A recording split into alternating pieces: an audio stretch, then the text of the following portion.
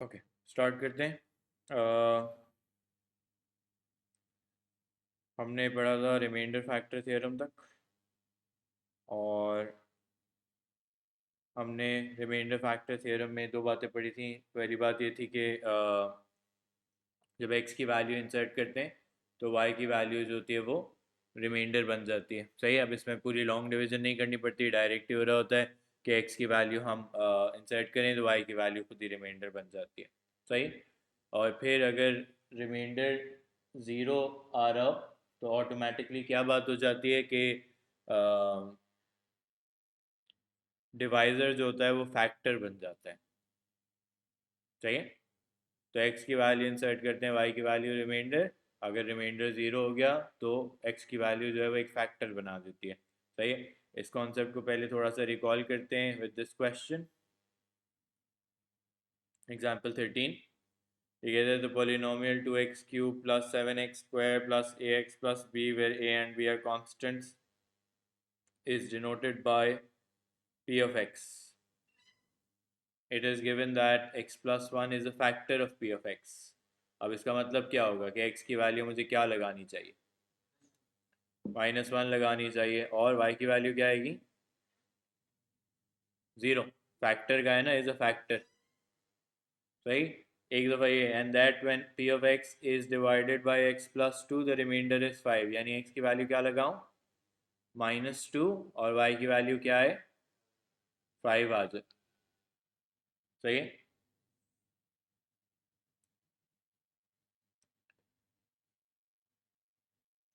तो ये करके देखो, a और b की वैल्यूज निकाल के बताओ मुझे। देखो सही आती है नहीं आती। तुम अलजेब्रा थोड़ी गड़बड़ करते हो, खुद ही प्रैक्टिस करो एक दफ़ा।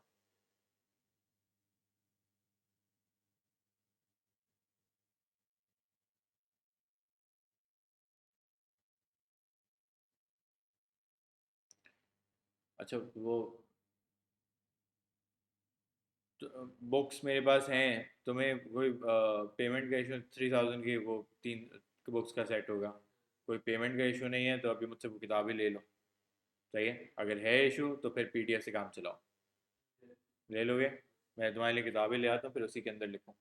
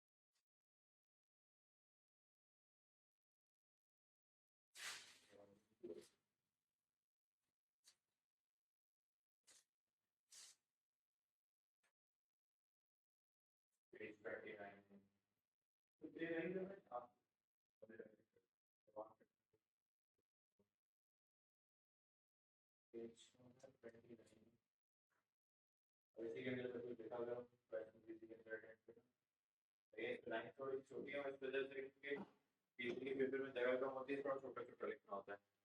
आगे के क्वेश्चंस में जगह बिल्कुल वो होती है। कहीं डिफरेंशिएशन इंटीग्रेशन के कुछ क्वेश्चन बहुत लंबे होते हैं।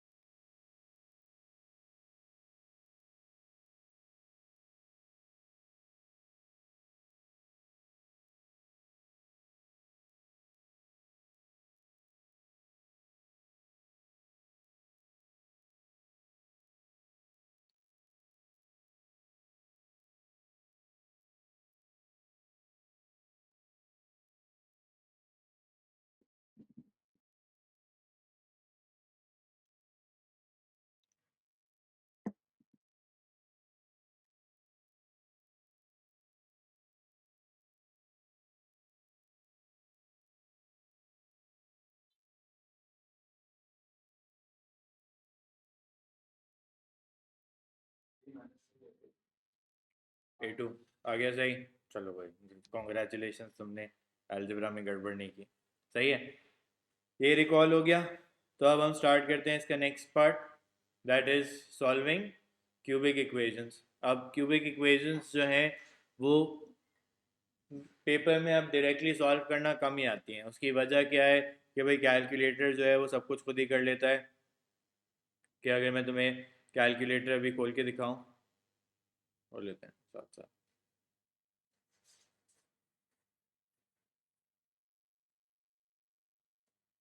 तो ये कैलकुलेटर में क्यूबिक खुल जाता है। अब मैं इसको लिखूंगा अगर, तो 1 -3 -4 -4 और आखिरी क्या लगाना था मुझे, +12।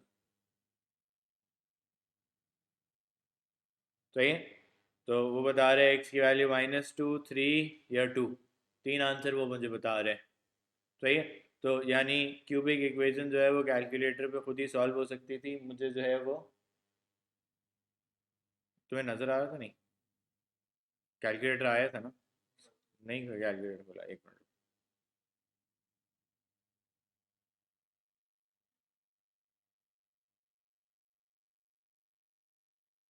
ओके, ये मैंने मेन्यू में गया, मैंने इक्वेशन में गया और पोलिनोमियल, और डिग्री में चूज़ करूँगा 3 क्योंकि क्यूबिक की डिग्री 3 होती है।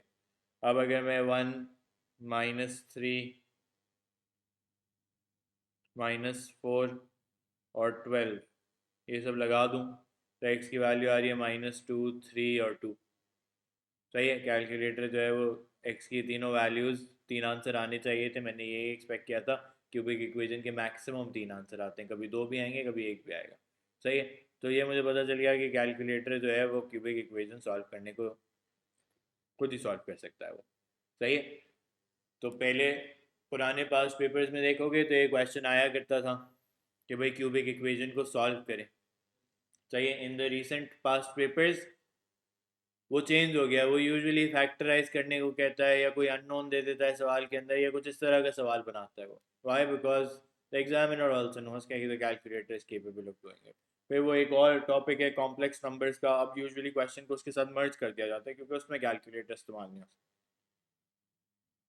सही है, तो सॉल्विंग क्यूबिक इक्वेशंस का सवाल डायरेक्टली तो तुम्हें शायद कहीं नज़र नहीं ही ना आए।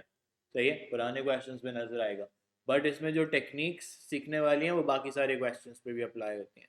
सही है, तो हमारे पास अभी सामने दो सवाल हैं, एक मैं तुम्हें सॉल्व करके दिखाऊंगा। इसमें मैं तुम्हें तीन मेथड सिखाऊंगा। सही है, उनमें से एक मेथड प्रेफरेबल है, वही हम आगे लेके चलेंगे, लेकिन तीनों मेथड्स को सीखना भी इंपॉर्टेंट है क्योंकि सिलेबस का पार्ट। सही है, अब मुझे पता है कि इसके तीन आंसर्स आने हैं, यानी तीन रूट्स आने हैं इसके। सही, अच्छा स्टेप नंबर 1 क्या होता है? स्टेप नंबर 1 होता है use trial and error to find the first root. सही है, use trial and error to find the first root. इसका मतलब क्या है कि अब तुम एक्स की वैल्यूज ट्राई करके के देखोगे कि कौन सी वैल्यू जो है वो बैलेंस करेगी। सही है, इसमें एक्स की वैल्यू जो है वो पहले, अब ट्रायल एंड एरर तो हम किसी भी नंबर से स्टार्ट कर सकते हैं। हमें बचपन में सिखाया जाता था कि भाई ये जो एंड में नंबर है 12, इसके फैक्टर्स को ट्राई करके देखो। यानी +-1 +-2 +-3 +-4 +-6 +-12, इन सारे नंबर्स में से कहीं एक तो कोई बैलेंस करेगा ही डेफिनेटली। सही है, that is what we were told. सही, तो हम स्टार्ट ऐसे ही करते थे कि हम पहले 1 को ट्राई करते थे, -1 को ट्राई करते थे, फिर 2 को ट्राई करते थे, फिर -2 को ट्राई करते थे। सही, अब कैलकुलेटर्स आ गए तो ये वाला प्रोसेस भी रिडंडेंट हो गया है। मुझे पता है कि फाइनल आंसर आना क्या है। मुझे पता है कि 2 -2 और 3 आने, तो मैं किसी एक को ट्राई करके दिखा देता हूँ तुम्हें। ट्राई करके दिखाना is part of the solution, इसलिए मैं तुम्हें ट्राई करके भी दिखा रहा हूँ। वरना तो जाहिर सी बात है, मैं अज्यूम कर सकता हूँ कि भाई पहला रूट मुझे पता है। तो मैंने कहा x = 2 को ट्राई किया, मैं लिखूंगा 2³ 3 × 2 स्क्वायर -4 × 2 +12। सही है, ये बन जाना चाहिए 0 = 0, तो ये बन रहा है 8 -12 -8 +12। सही है, तो 0 = 0। तो मैं कहूँगा x = 2 is a root and x minus 2 equals to x minus 2 bracket is a factor. ये बात समझ आती है कि वो रिवर्स कर दिया मैंने, 2 की वैल्यू थी तो उसको लेफ्ट हैंड साइड पे ले आया, मैंने कहा x minus 2 is a factor. सही है, मैं क्या करना चाह रहा हूँ बकावर, मैं इसमें जो है वो ब्रैकेट्स बनाना चाह रहा हूँ तीन, जिस तरह तुम क्वाड्रेटिक में 2 ब्रैकेट बनाते थे, इस तरह मैं 3 ब्रैकेट बनाना चाह रहा हूँ। फिर मैं कहूँगा either this equals to zero और दैट इक्वल्स टू जीरो और दैट इक्वल्स टू जीरो। तो एक ब्रैकेट मेरा ट्रायल एंड एरर से बन गया। सही। अब बाकी 2 ब्रैकेट्स ढूंढने के 3 तरीके। Step number 2, to find the remaining roots,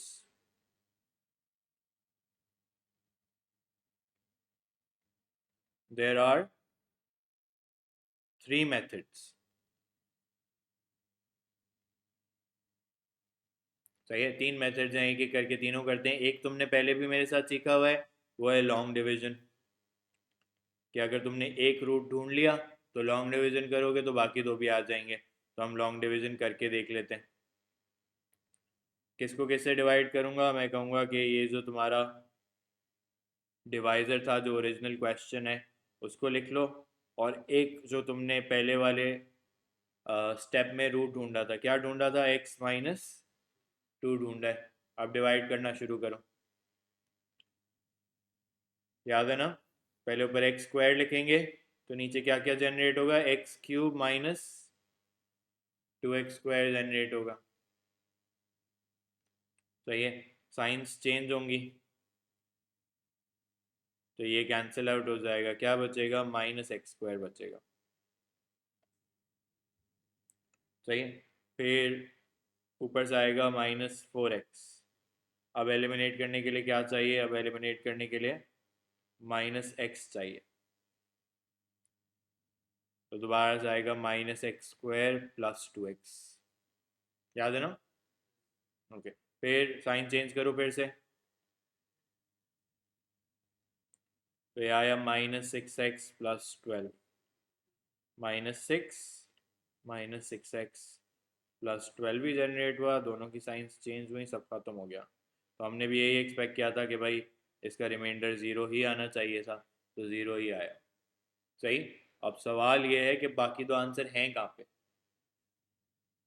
एक आंसर तो वो डिवाइजर में था, बाकी 2 आंसर कहाँ पे हैं? बाकी 2 आंसर यहाँ पे कोशंट के अंदर होते हैं। सही है, the quotient x² - x - 6 = 0। Quotient, बल्कि इसको ऐसे लिख देता, will have the other 2 roots। सही है, फिर क्या करोगे, अब इसको इक्वल्स टू 0, अब ये बेसिकली तुम्हारा फैक्टराइज हो गया, x - 2 एंड x² - x - 6 = 0। सही है, अभी क्यूबिक इक्वेशन तुम्हारी यहाँ तक पहुँची है। अब तुम कह सकते हो कि आइदर दिस इक्वल्स टू 0 और दैट इक्वल्स टू 0। तो ये तो तुम्हें पहले से पता था 2, इसको तुम फैक्टराइज कर लो, क्वाड्रेटिक फार्मूला लगा दो, कैलकुलेटर पे सॉल्व कर लो, तो तुम्हारे 2 रूट्स आएंगे, एक 3 आएगा और एक -2। ये वही 3 आंसर हैं जो पहले भी हमारे कैलकुलेटर से आए थे हमारे पास। सही है, तो ये मेथड नंबर 1 है, हमने 3 आंसर ढूंढ के दिखाए। पहला आंसर का पहला आंसर तो हमेशा ट्रायल एंड एरर से ही आएगा, चाहे अगले उसके लिए जो भी तुम मेथड कर रहे हो। सही है, ये लिख लो, फिर मैं मेथड 2 सिखाता हूँ।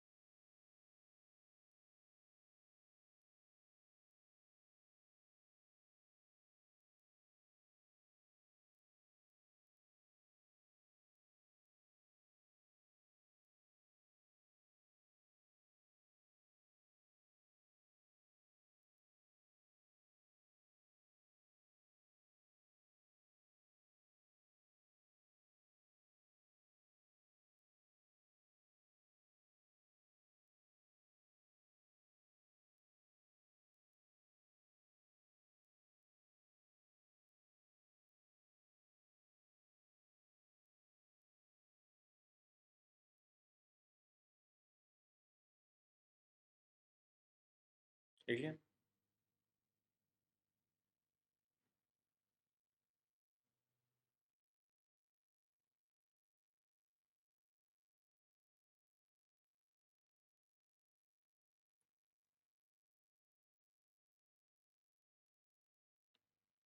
ओके,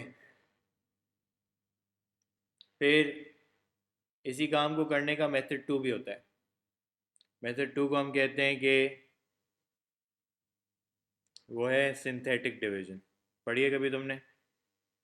अच्छा, सिंथेटिक डिवीजन जो होती है वो लॉन्ग डिवीजन का ही एक वर्जन होता है। उससे फ़ायदा क्या होता है अभी मैं तुम्हें दिखा देता हूँ, लोग क्यों करते हैं सिंथेटिक डिवीजन, वो भी हम देख लेंगे। उसमें इस तरह बनता है।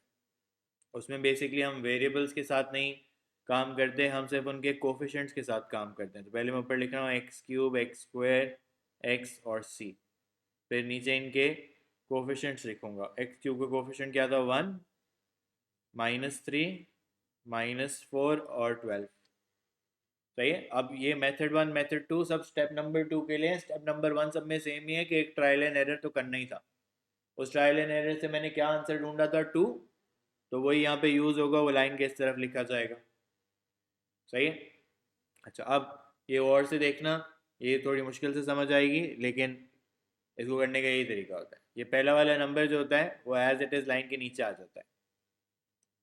फिर क्या होता है अगला स्टेप? जिस तरह लॉन्ग डिवीजन में हम सोचते थे ना कि मल्टीप्लाई होगा, इसमें ये नंबर आपस में मल्टीप्लाई होता है और ये इसको लाइन के ऊपर ले जाएगा। 2 × 1 2, बीच में प्लस का साइन है। -3 + 2 -1, तो नीचे -1 आ जाएगा। फिर दोबारा ये लाइन के ऊपर कैसे जाएगा? मल्टीप्लाई होके क्या जाएगा ऊपर? -2। फिर दोबारा से प्लस हो जाएंगे, -4 -2 -6। सही है। फिर दोबारा 12 - 12 0। तो ये वही चीज़ है जो तुम्हें उधर से मिली थी लॉन्ग डिवीजन से। सही है। मैं कहूँगा कि ये एक्स स्क्वायर -x -6 और रिमाइंडर 0 आ रहा है। सही है। बिल्कुल, तुमने कहा कि ऊपर सर आपने एक्स क्यूब लिखा हुआ है, अब आप इसको एक्स स्क्वायर क्यों कह रहे हैं? तो अब तुम सोचो कि मैंने एक डिवीजन की है ना, तो अगर मैंने एक्स क्यूब को एक्स से डिवाइड कर दिया तो क्या रह गया होगा? एक्स स्क्वायर रह गया होगा, इसलिए ये वाले एक्स स्क्वायर की टर्म से डिवीजन हुई है। सही है। ये लॉन्ग डिवीजन का एक सब्सटीट्यूट फॉर्म है। सही है। इससे फ़ायदा क्या होता है? अब तुम सोचो, मैं अगर यहाँ पे तुम्हें x⁵ वाला एक्सप्रेशन देता तो तुम्हारी लॉन्ग डिवीजन पूरे पेज पे आ रही होती ना। इसका फ़ायदा क्या होगा कि यूँ चलती जाती है भाई, दो और कॉलम ऐड कर दो तुम, करना भी आसान होगी। नंबर से सिर्फ खेलना ज़्यादा आसान है, वेरिएबल्स मुश्किल हो जाते हैं, साइंस चेंज करना मुश्किल हो जाती है। तो ये वो सारे काम अवॉइड करके आपको डायरेक्टली क्या निकाल के दे रहा है? फिर से वही क्वोशंट निकाल के दिया इसने। सही है। लेकिन ये हमेशा क्वोशंट नहीं निकाल पाएगा, जैसे जो तुमने ये वाला सवाल किया था मेरे लिए, लॉन्ग डिवीजन वाला। अब इसमें किससे डिवाइड हो रहा है? X square plus x plus one. कोई एक्स की वैल्यू नहीं है तुम्हारे पास, तो तुम अभी सिंथेटिक नहीं लगा सकते, उसमें तुम्हें लॉन्ग डिवीजन लगाना ज़रूरी है। सिंथेटिक कब लगा सकते हैं? जब पहली कोई एक्स की वैल्यू आई हुई। सही है। तो ये हो गया मेथड टू, इसको भी लिख लो। फिर मेथड थ्री करेंगे हम। मेथड थ्री आगे आगे जितने भी क्वेश्चंस करेंगे सारे मेथड थ्री से करने हैं। ओके।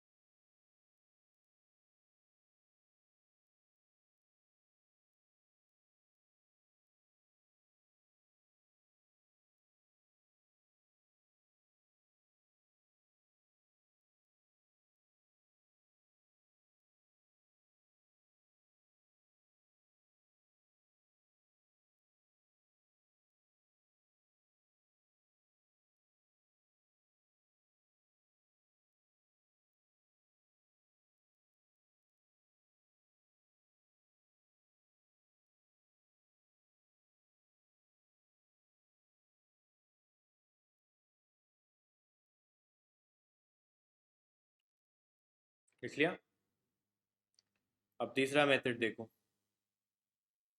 मेथड नंबर 3 शायद तुमने एएस में भी सीखा हो, कंप्लीटिंग द स्क्वायर में इसको हम कहते हैं कंपेयरिंग कोफिशिएंट्स।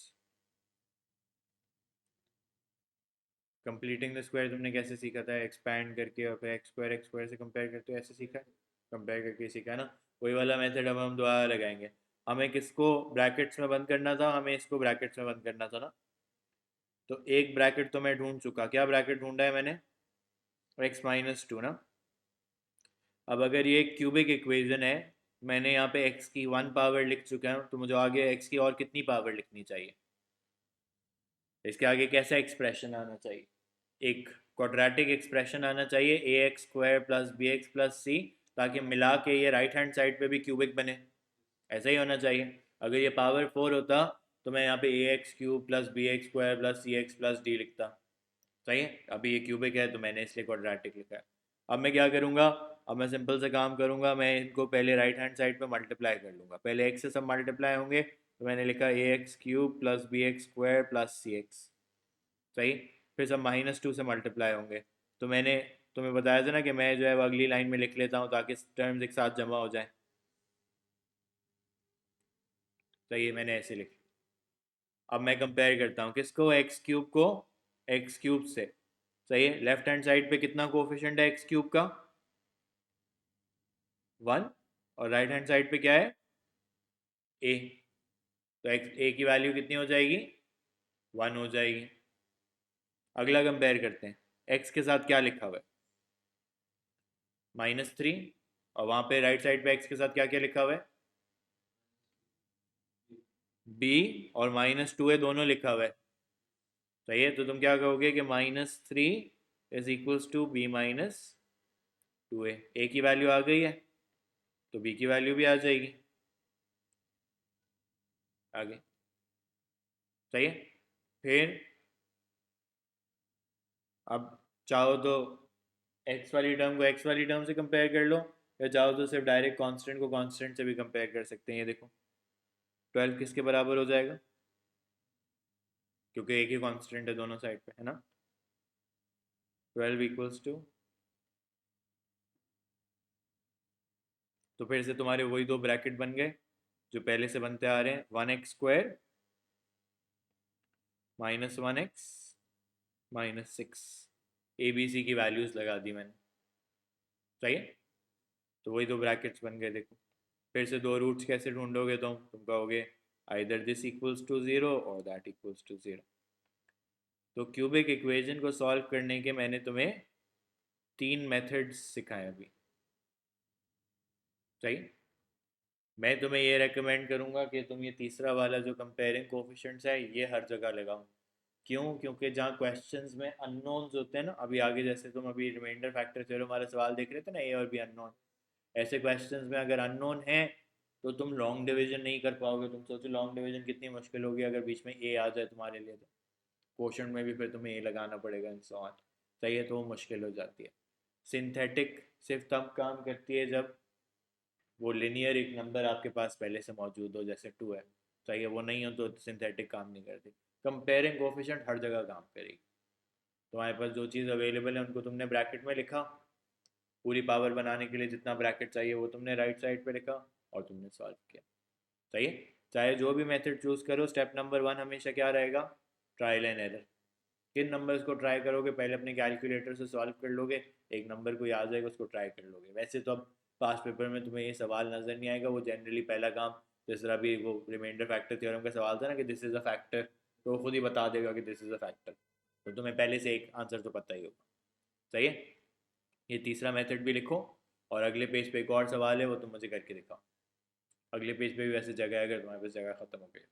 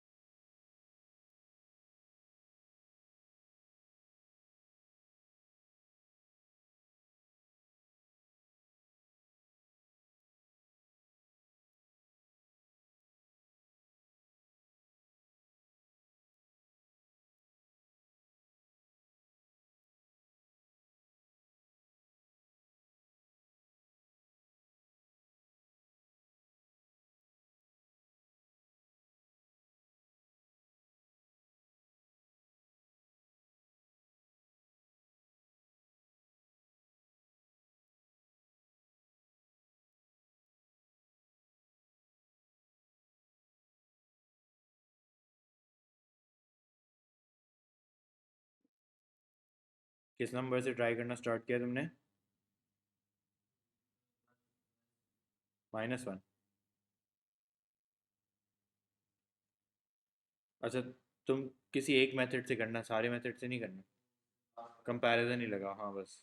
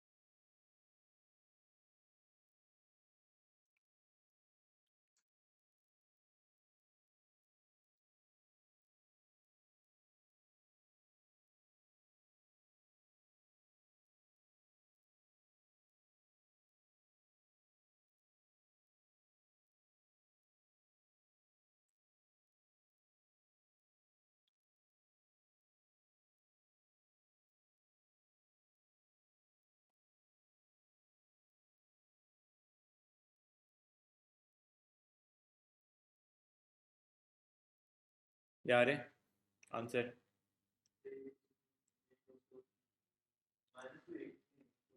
A2 है, B5 है मेरा। -12 पे इस तरह लगाओगे और आगे x के आंसर निकाल के बताओगे, क्योंकि सॉल्व कर रहा था ना मैं।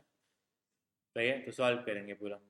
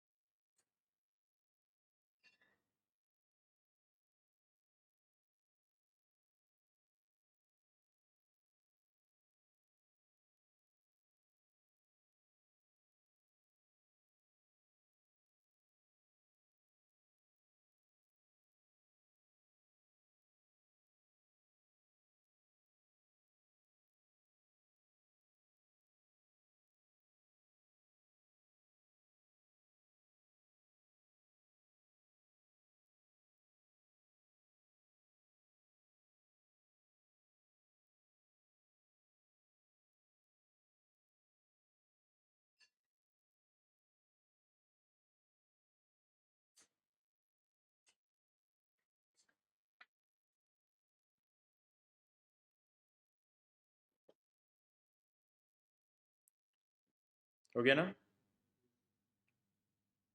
चलो, अब एक और सवाल हम आज के लिए देख लेते हैं, ताकि हमें पास पेपर के क्वेश्चन भी पता चले। मैं तुम्हें कह रहा था ना कि भाई क्यूबिक इक्वेशन अब सॉल्व करने को नहीं आती, उसकी वजह ये है कि भाई पहले से कैलकुलेटर सब कुछ सॉल्व कर सकता है। अब देखो, ये पहले पार्ट में क्या कहता है to cubic polynomial where a and b are constants is denoted by p of x. It is given that x minus 1 and x plus 2 are factors of p of x. पहले find the values of a and b। Check करनी पड़ेगी मुझे, 2 minute रख दो, मैं check करता हूँ।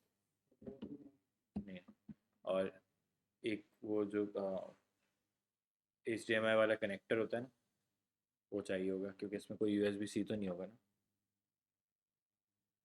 जो नॉर्मल कोई कनेक्टर कनेक्ट करते होगे ना आईपैड वगैरह के।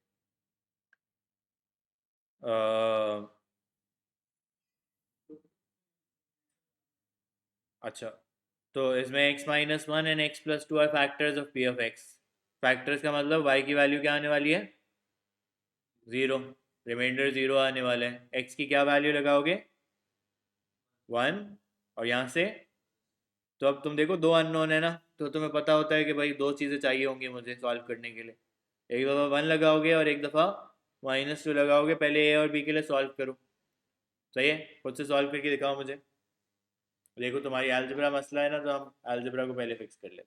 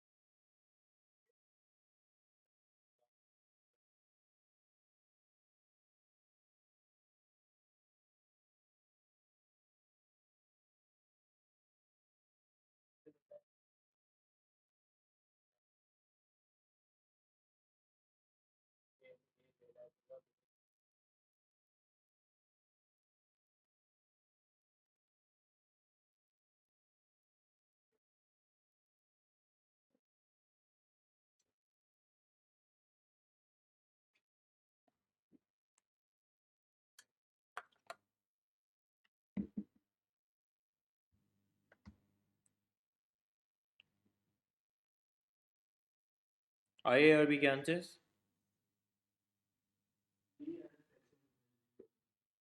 क्या, नहीं इतना खतरनाक नहीं आता भाई आंसर।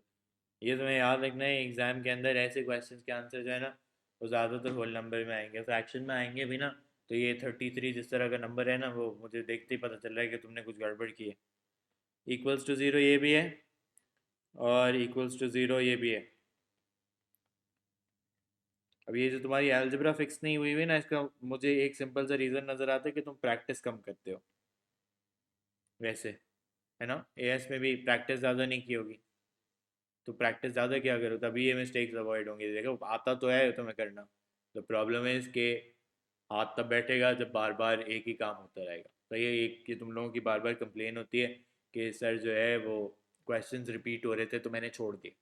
वो रिपीट होने का मकसद होता है ना, ये सिली मिस्टेक्स तभी एलिमिनेट होती हैं। अभी तुम इस चैप्टर का भी होमवर्क देखोगे तो इसमें रिपीट हुआ है सारा।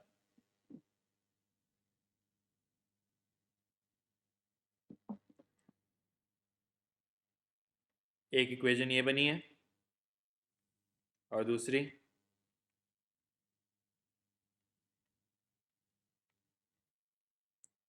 ये बनी है।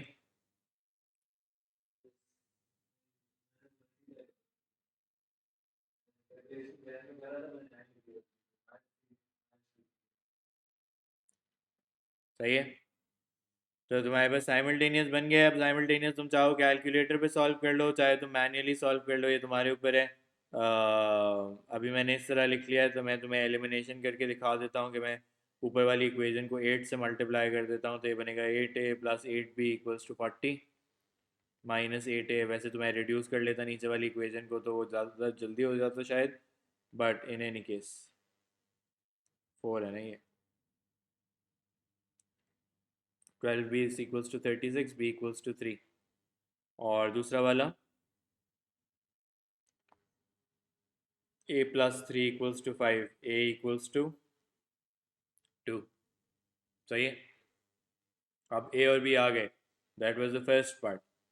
हम दूसरा पार्ट सोचते हैं। सही है, ताकि क्वेश्चन ख़त्म हो फिर हम क्लास को एंड करें। सही है, इस तरह के और क्वेश्चन हम नेक्स्ट क्लास में देखेंगे। देखा, when a and b have these values find the other linear factor of p of x। सही है, तो वो क्या करने को कह रहा है, वो फैक्टराइज करने को, ब्रैकेट्स में बंद करने को कह रहा है।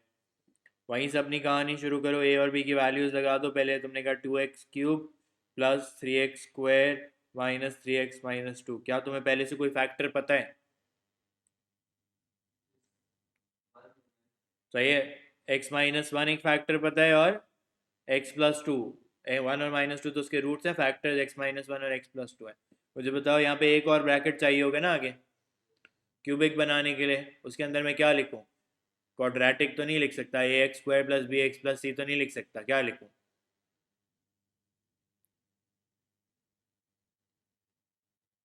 लिनियर लिखनी है। अब लिनियर में चॉइस है, तुम लिख दो mx प्लस सी। चाहिए लिनियर लिखनी है ना, तो जो लिनियर फॉर्म होती है वो मैंने लिख दी।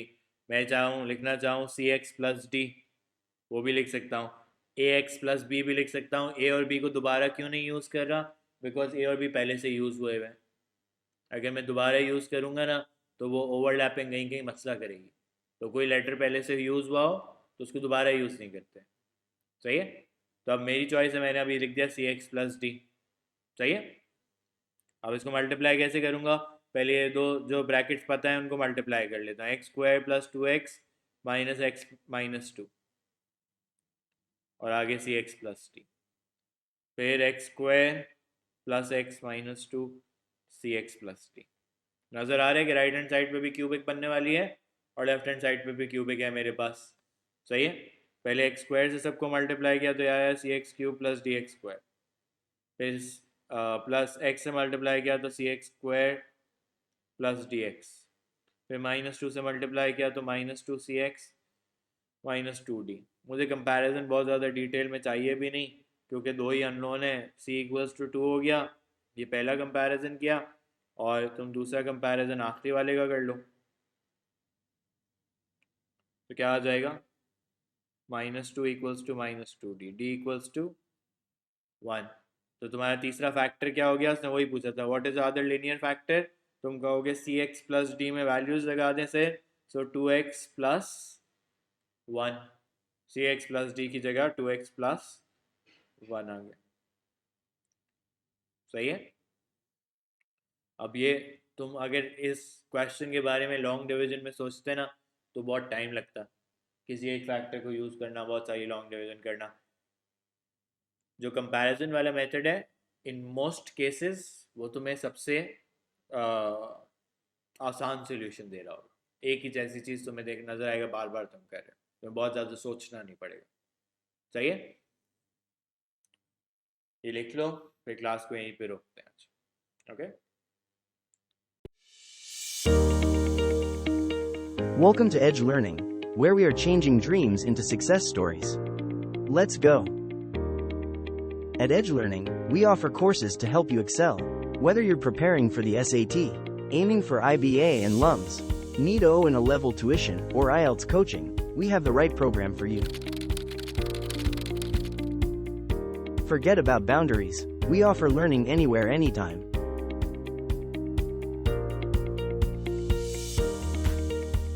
Our expert tutors provide personalized attention in various batch sizes and one-on-one sessions, along with pre-exam review workshops to ensure you perform your best on test day.